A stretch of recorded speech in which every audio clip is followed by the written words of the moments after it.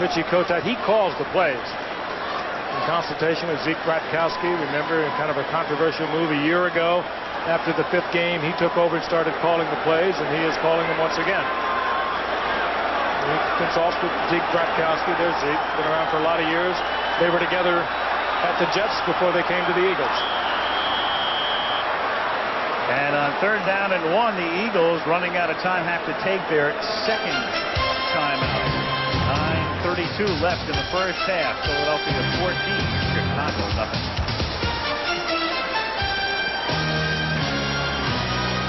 Refrigerator Perry looking on. And his Eagles looking good defensively and offensively. 3rd down and 1. They send the rookie Brian O'Neill into the game as a wingback on the right side. On 3rd and 1 at the 10-yard line, O'Neill goes in motion to provide leverage, and Walker picks up the first down. He gets to the 7.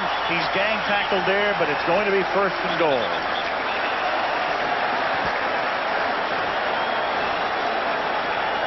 About Walker, when he gets into a pileup, and we watched it for so many years, the entire pile, there seems to be a surge, and it's always with his movement. He is so powerful. Well, this has become really a very physical Eagle offensive front. Again, with Williams and Davis and Holmes and Thompson and Alexander, a big physical team. Next week, the Dallas Cowboys, first of 3 appearances on Monday night, will be there as they host the Lions. Detroit, Dallas, next Monday. 1st and goal, Eagles to the 7. They lead 14-0, and very little room for James Joseph, probing the middle for a half-yard, maybe 1. 2nd and goal.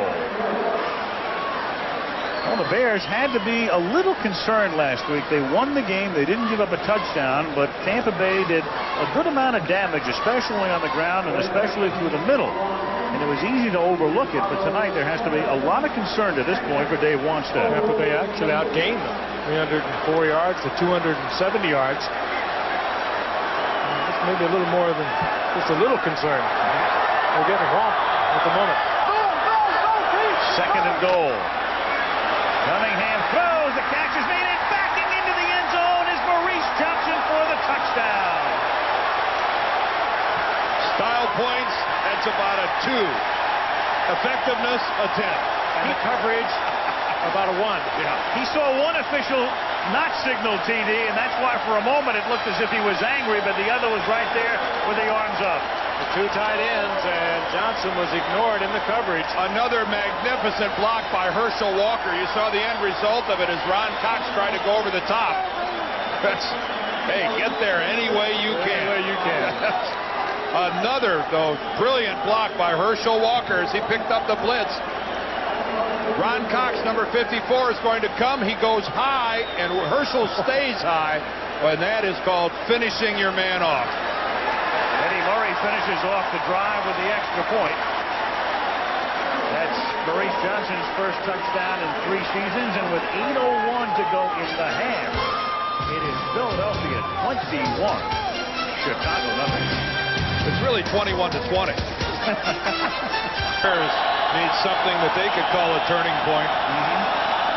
Maybe Curtis Conway can give it to them, but down 21-0 already. Mitch Berger kicks off. The rookie from Colorado sends it to the 11-yard line, and Curtis Conway comes up through the middle and takes it to the 36. Tonight's game is very unusual in as much as the Bears normally get off to great starts. They have played very well through recent years. In September, for instance, their record since '87 is 19-7. Contented looking Bears. Yeah, the weather gets a little cooler in October. They're still pretty good at 18-9. A lot of teams will take it. November gets a little chilly. They're only 5 over. And in December and January, Oh, they're going to love it in Chicago. full hibernation, 9-19. The first Again, no expense spared. Our Monday night budget has no limits. I don't want to hear about the Lion King. This is where the animation really Conway gets with off the a roost. good reception in front of the All-Pro, Eric Allen. We'll get to see the Lion King next week, Barry Sanders. Detroit at Dallas next Monday night. Lions 1-1, Cowboys 2-0. 2nd and 2 after the Conway reception at the 44-yard line. Kramer can't get it away, and William Fuller, the former Oiler, sacks him. With Clyde Simmons gone, and of course the death of Jerome Brown a couple of years ago, and the changes up front, they went into the market and plucked William Fuller from the Oilers.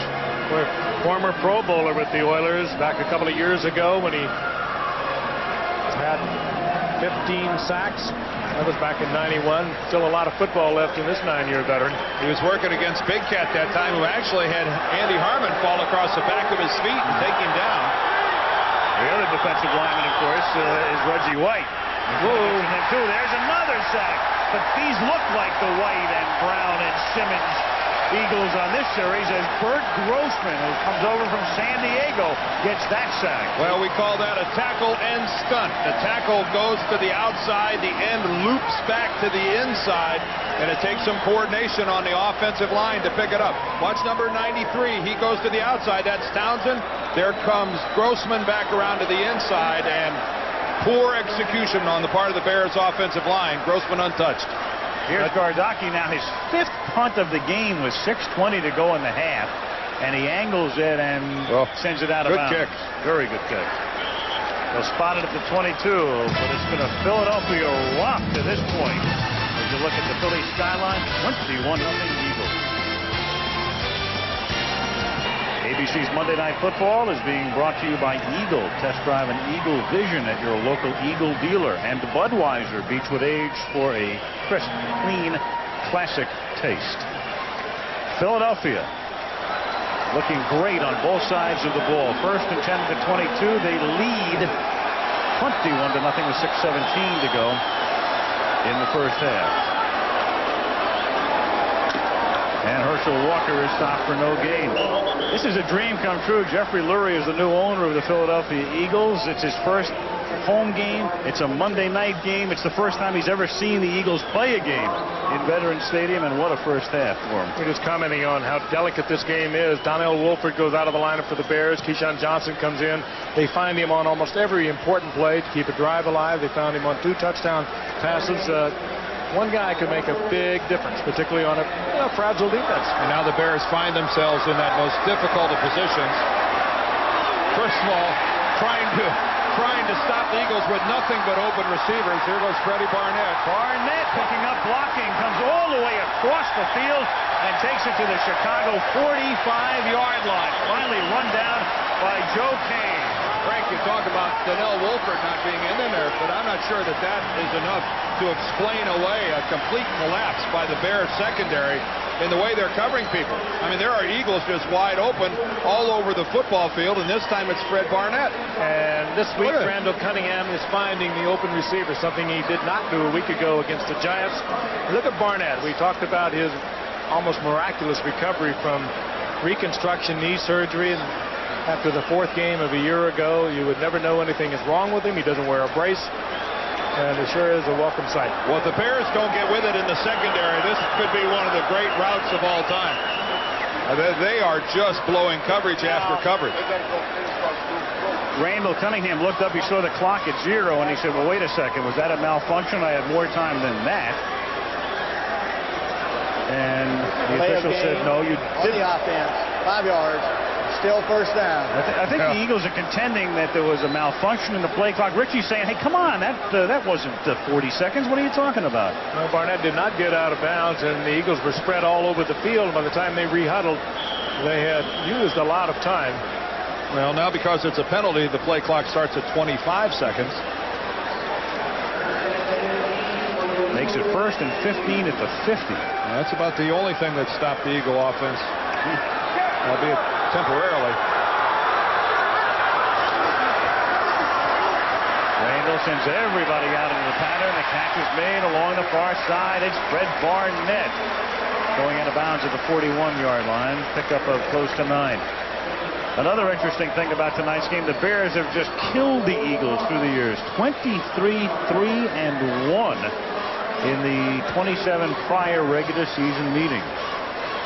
And of course, the Bears own the state of Pennsylvania. Look at that record they have against the Steelers, 16-4-1. I'd like to be playing the representatives of Pennsylvania on a weekly basis. But I don't think so tonight. 2nd and 5. Walker picks up a yard, takes it to the 39-yard line. 3rd down and 4 upcoming with Bobby Brewster working the sidelines. Brewster came on last year, did a nice job in relief of Cunningham, but then he too got hurt at one point.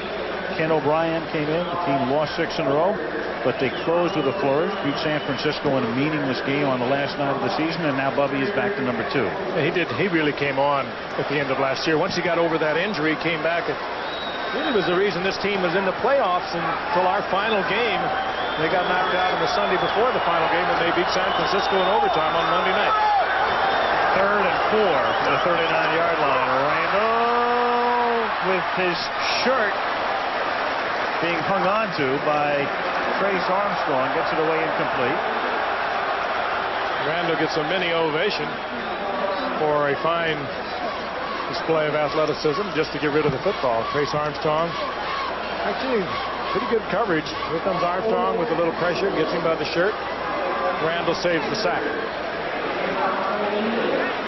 So the Eagles to kick. Mitch Berger descended in Tom Waddle's direction.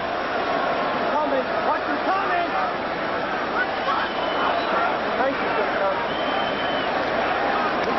They take the play clock all the way down to 3. Waddle calls for a fair catch, then lets it go. And the Eagles cannot save it. Boy, it wasn't through lack of effort. Yeah, Al Jackson was the guy leaping up. Boy, it was a tough choice for Waddle to let that go. He could have caught that ball outside his own 10-yard line. He took a risk, and it paid off for him, and they'll get the touchback. Well, Jackson was the first guy that got it. Then it went to Otis Smith. And Otis Smith, I think, actually gets knocked into the end zone by his own guy. Watch Otis Smith, number 30, and he gets pushed from behind. Can you imagine that? He gets whacked from behind. Is that Derek Oden, number 58?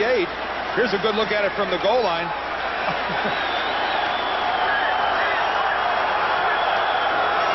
They bring it out to the 20. Kramer fires. The catch is made. Conway makes the catch. It's a little short of the first down, 2nd and inches. Chicago thus far, nothing at all offensively. Well, 5 possessions, 5 punts. Well, and 4 of the 5 are 3 plays and out. That's offensive depth.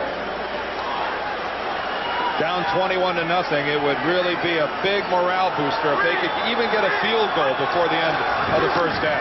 2nd and inches.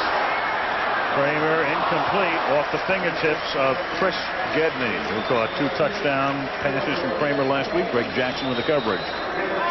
2:41 to go in the first half. Maybe we ought to just start with the first down instead of jumping all the way up to scoring some points.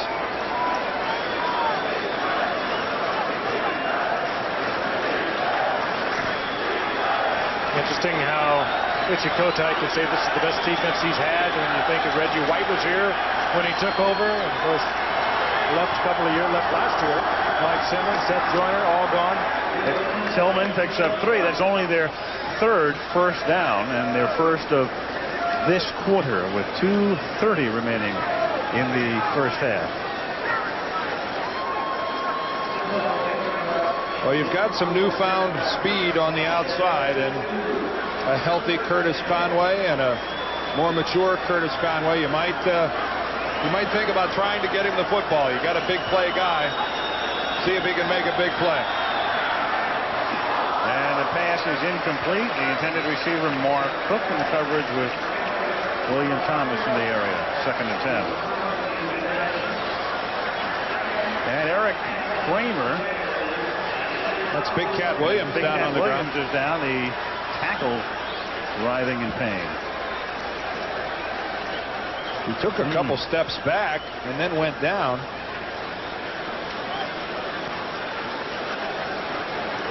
So an injury timeout with 2 minutes and 7 seconds remaining in the first half. 2:07 remaining in the first half with an injury timeout with James Big Cat Williams down. You know, by the way, I think we should update the Napoleon McCallum situation. We had that injury, of course,